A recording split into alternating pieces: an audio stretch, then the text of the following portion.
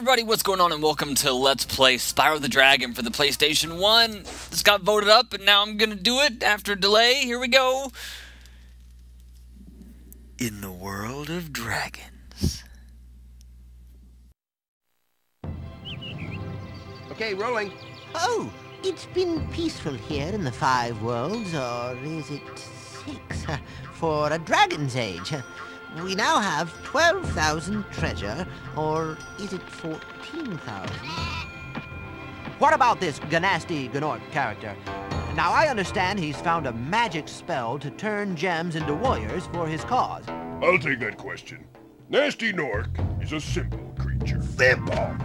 He's been contained in a remote world and is no threat to the Dragon Kingdom. No threat! Besides, he is ugly. Ugly? That does it! Looks like I've got some things to do.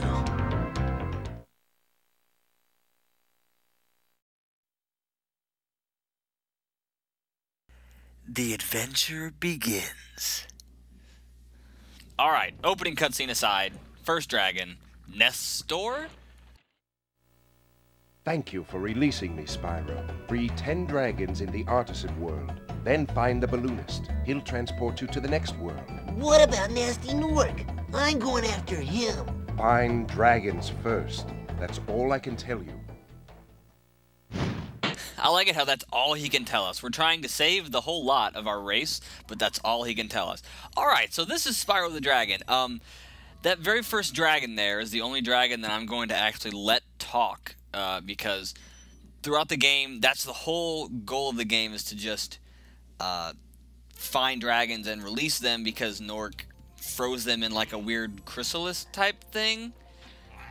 So yeah, that's the objective. Alright, so the reason that I came into this level right here so quickly without really explaining much, the reason that this has kind of been on a delay and it's taken a while to get out, I've had to restart this Let's Play.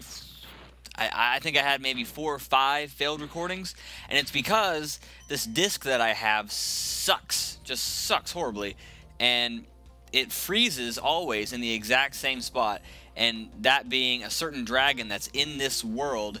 And whenever I try to free him, as you may or may not have seen in a previous very short video that I put up on my channel, he just freezes and never actually comes out of his little green chrysalis thing. So I've decided what I'm gonna do instead is just skip over him, because I don't need him to progress to the next level at the end of this episode. So I'm just gonna go ahead and skip him and then get him off screen, because, you know, it's not nice that he didn't want to come out. He's a very camera shy dragon. I don't know if you knew this, but dragons are camera shy. Alright, so the very simple basic plot of this game is to get all the dragons back and collect all the treasure and everything. The guy you saw at the very beginning of the game, the cutscene, the antagonist, his name is Nasty Gnorc, but they both start with G's, but I'm just gonna go ahead and silence the G's because it sounds kind of stupid when you say it that way. Gnasty Gnorc. He turns all your dragon friends into crystallized statues, and he takes all the gems that your clan, I don't know, not sure what you would call it, but your group of dragons, if you will, your family, have collected over, I'm assuming, the thousands and thousands of years that they've existed. And now you have to go and get them back. The only reason you did not get frozen yourself is because you were so small that nobody ever even noticed you whenever he was freezing them. I find it really funny if you go back and watch that cutscene again. When that one dragon calls him simple, he pounds his chest and he goes, "Simple!" But he doesn't make it sound like a question. He makes it sound like a statement. So he's like, "Nasty Gnorc is simple." Simple! Like he's proud of it. I find that really funny. So this dragon up here is the one I want to avoid. So I'm going to politely just walk by him. There we go. Don't want any piece of him. And then 100 out of 100. There we are. So for those of you wanting to know, yes, I am going to 100% this game. And when it comes to stuff that people don't already know, I'll go ahead and give you a very long explanation. If I could turn the camera, because that'd be great. Yes, I can. So, the main premise is collecting the dragons and the gems. Now, every world, there is an overworld, which I am in right now for this first world. I think there's 5 worlds, I think, because I have not played this game in forever, so it's been a long, long time. Delbin the dragon. There's overworlds with a certain gem amount, and you have to go collect the gems and then the dragons, obviously. And that's pretty much all that counts toward 100%. That and the dragon eggs. But we'll get to that when we get to our first dragon egg, which will be in one of the levels in this first area. I do plan on 100%ing this first area in this first video. Same thing with the second area in the second video. After that, I think I'm gonna have to start cutting it up into like halves, because this game, it's not that the game's really hard per se, it's just that some of the stuff gets really confusing, and you'll see what I mean once I get to it. So in this first area here, I think there's either 100 or 200 gems total in the overworld, and we're gonna go ahead and get all those right now. I like to, whenever I hit an overworld, I like to go ahead and just get that out of the way first. That way I don't have to go back and start looking for certain gems that I missed or whatever. So that's always nice. The 2 mechanics, actually 3, I guess. The 3 mechanics to Spyro, basically the gameplay that is him as a character. He has 2 main attacks. He can shoot fire breath, as you saw. There's the boss level, don't want that. Fire breath, and he can also charge. Charging is the main thing that people do to get around quickly. It's the most efficient way to move around, and you're going to see me doing that all throughout the Let's Play.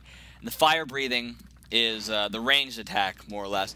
And the developers made it to where certain enemies can only be hurt by one or the other, which is smart of them to do. And then he can also glide, as you saw, I'm sure, at some point or another. I'm sure I've done it so at one point already. But he can glide, not a fly. He's not a fully grown dragon, so he can't fly, but he can glide just like that. And he just slowly descends. And in this first game, I think it's if you hit triangle, he just plummets from the, like, right where he is in midair, which, believe me, in certain cases will save your ass totally.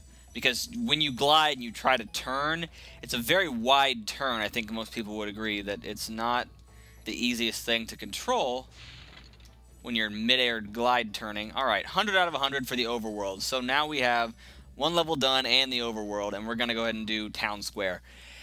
Every overworld hub has 5 levels in it.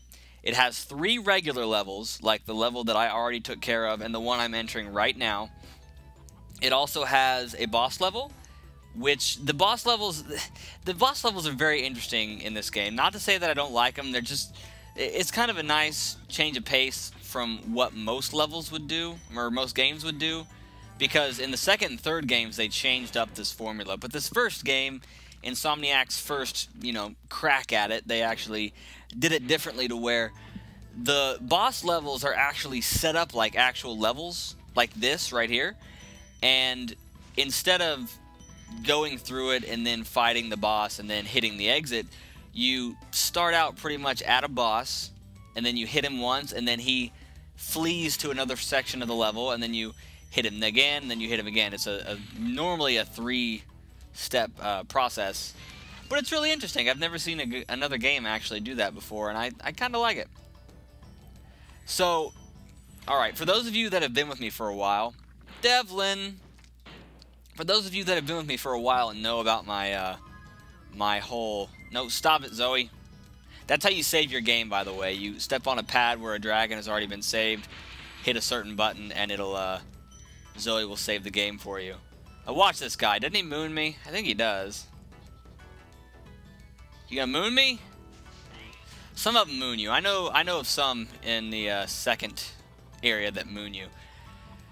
For those of you that have been with me for a while, my whole fear of open water that you may or may not be aware of, it kind of has a lot to do with this game, and this level is actually a very good example of it, and I'll show you here momentarily once I get in the position to show it off.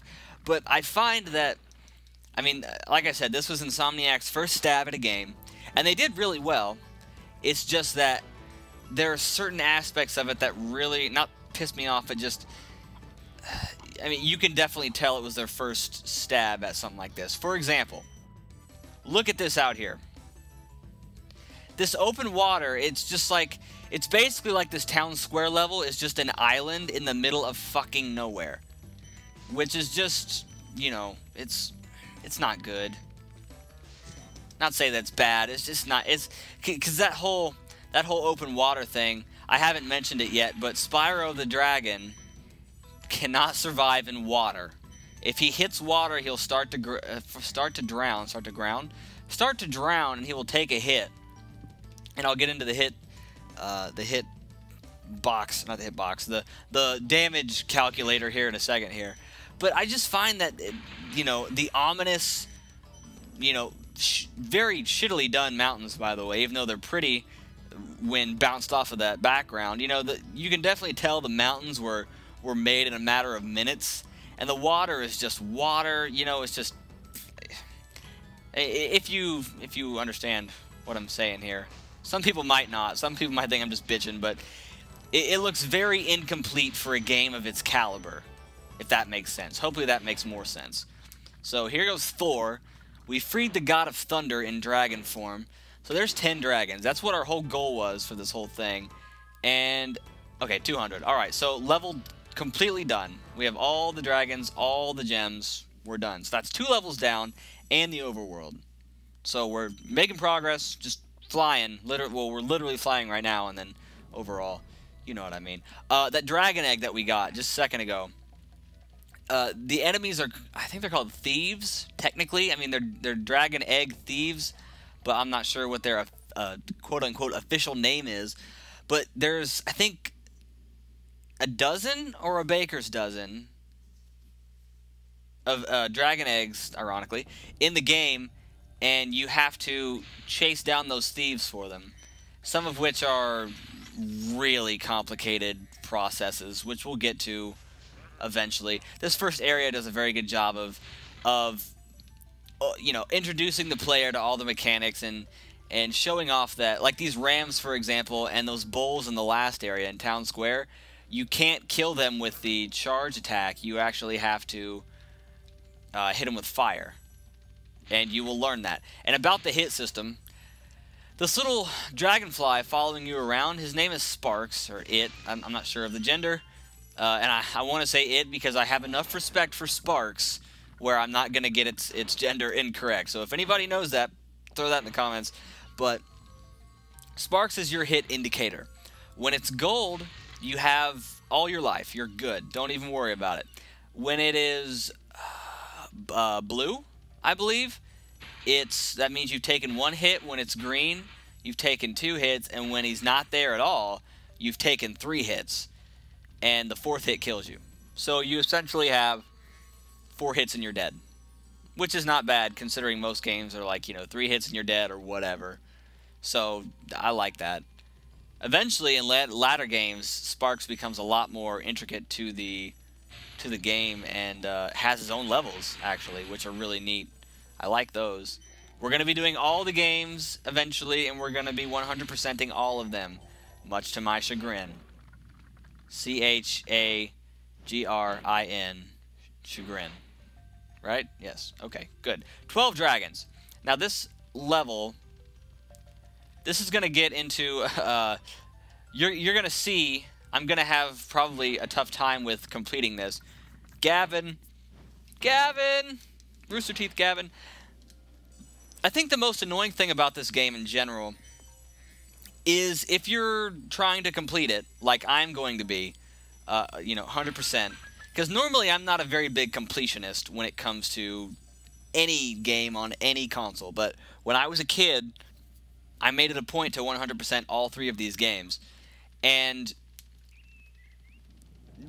the most annoying thing about this whole series, not even this game, is the fact that whenever you're looking for, you know, you're trying to get all the gems in an area, and you get to the very end, and you get to the end portal, and you get the gems surrounding the end portal, and you're like 2 or 5 or 1 gem short, it bugs the shit out of you. And this is a good example of the first level in the game that can really do that to you.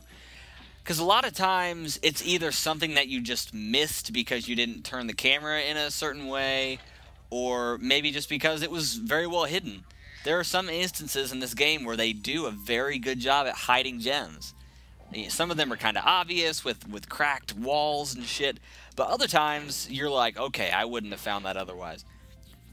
Even though back in the day, late 90s, when I went through all these games, I'm very proud to say that I was never a strategy... No, I did have strategy guys, didn't I? I think I did. I think I had this game strategy guide, and I might have had all 3 of them, actually.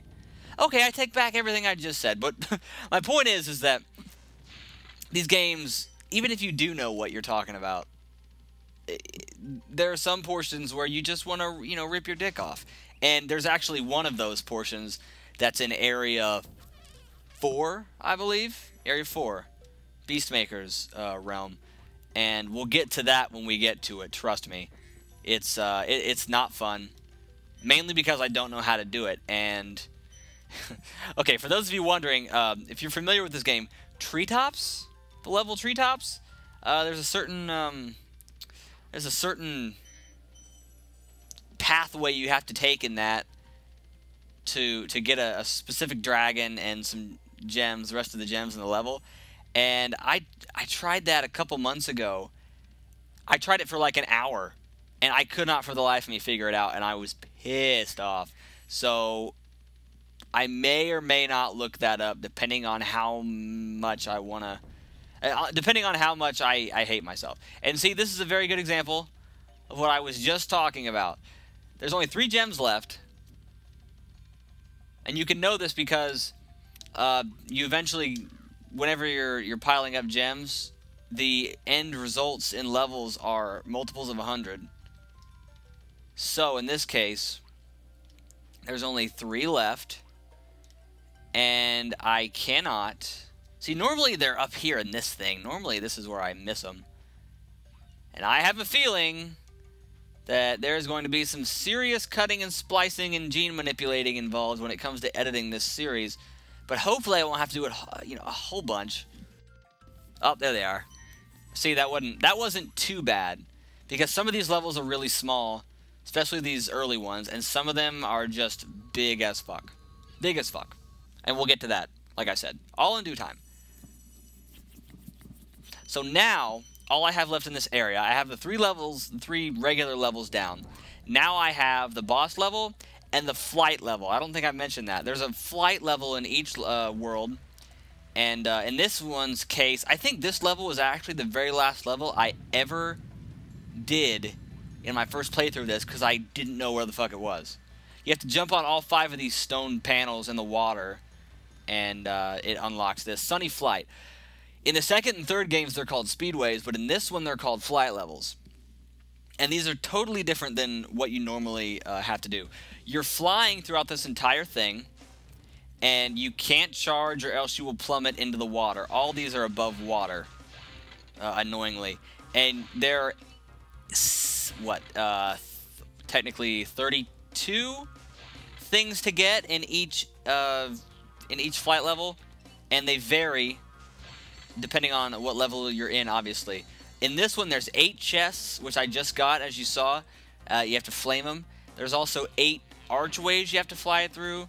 There are 8 planes that are flying around that you have to shoot down with your flames, and then there are 8 like barrels that you have to flame off the back of a train, because it's, you know, flaming train barrel time, I guess. Alright, so there's 5 gates. So, pull up, 6 gates. Alright, we're good. There's a plane. And then we're going to get gate 7 and gate 8, and then pull an immediate about face. And as you can see, there's a time limit in the top right corner, and every one of these obstacles that you get, hopefully I won't have to do this too many times, every one of those obstacles that you get gives you a certain amount of time. Shit. As you can see, these planes are giving me 3 seconds apiece, and it's better to... I'm not going to get it, I don't think I am. I might. Oh, no, I'm not. I won't. Oh, there's that one and that one. Hang on, I just gotta get this last plane. Alright, we have 10 seconds. Alright, so here's how this is gonna work. You have to... Alright, oh, I might get it, actually. Okay, so there's 8 barrels. I might actually have to shut up, because getting these on the first try... Alright, there's 2 more. There's 4 of those. 4 of those trains with 2 barrels apiece. That stands for 8, or multiplies into 8. I did math. I'm good at math. Alright, here's the last one. First try, that's awesome. As I come up through the archway there. Alright, so each one gives you 60 gems total for completing the set, basically. Barrels, arches, planes, chests. And then you get 60 more for doing them all in one go. So that's 300 total. And you set records. I don't want to try again. No. So that's flight levels in a nutshell, basically. You get all 4 sets in one go, and you get all the gems. And they're going to get harder. They get really annoying, but just annoying. None of them are too difficult. They're just annoying. Alright, so very last level. I feel like there's something I should be explaining, but I forgot to explain. Very last level in this first area. Boss level, Toasty. Toasty! If my editing skills were any better, I would edit in the guy from Mortal Kombat saying that right now. I wish I could do that, but I'm not that skilled. I apologize. Alright, 2 gems right behind you for added effect. Alright, so this is annoying. These enemies, these are the toughest enemies that you're going to face thus far. You have these, like, sheep herder guys, and you have these dogs who take 2 hits to kill. But the main way you kill them is just, you have to keep moving. You hit them once, they'll notice you're there, and they'll jump in the air and come and, like, pancake flatten you. So all you have to do is hit them and move. And then they'll jump, and then they'll go back to their position. And then they'll get flamed again and die. See? Easy. Easy peasy. Lemon squeezy. Dog there. I have to remember to go get that guy. Oh, damn it. These guys attack with their stabs, obviously, as you can see. Alright, see? Now, Sparks is blue. That means I've taken 1 hit. And I'll be able to show off what I was talking about earlier when it comes to boss fights and what Insomniac tended to do. See, because I have all 3 of these games, I also have all 3 Ratchet and Clank games. Oh, no, I have 2 of them. I'm going to get the 3rd one, though. But everything Insomniac did is just amazing. I love Insomniac to death. And we're going to do all of them at one point in time. We are not going to 100% the Ratchet and Clank games, though. Fuck that. I tried it when I was younger, and I just couldn't, you know. These games, though, I never really talked about what these games... This series, along with Crash Bandicoot, which I don't have any of the Crash Bandicoot games. I wish I did, because I would do those eventually, too. There's Toasty. They were the main games that I played for PlayStation when it was, you know, in its prime, the PlayStation 1. And, you know, I loved those games so much that once PS2 came out, I moved on to both Ratchet and Clank and Jak and Daxter, which I'm going to do all those as well, you know, which were made by Insomniac and Naughty Dog, respectively. And those were the main series that I really loved for the PlayStation. And once the PS3 came out and they didn't come out with any new... Hey, dickhole. They didn't come out with any new, like, main series of those games. I really just lost interest. That's why I never bought a PS3, you know? Alright, so we're out of here. That's the entire first area completed. And then the way you you go through levels, transfer, go through, whatever. We're going to go out here. Oh yeah, these are fodder, by the way. I'd never mentioned that. In this case, it's sheep, and other areas, like that one night level, they were frogs. But those are fodder, and whenever you hit them, they turn into butterflies for Sparks to eat, and it regains health for him. Alright, so here's the balloonist. You talk to him. Marco. Wow, I see you have been busy rescuing dragons, Spyro. You may travel to the Peacekeeper's world if you like.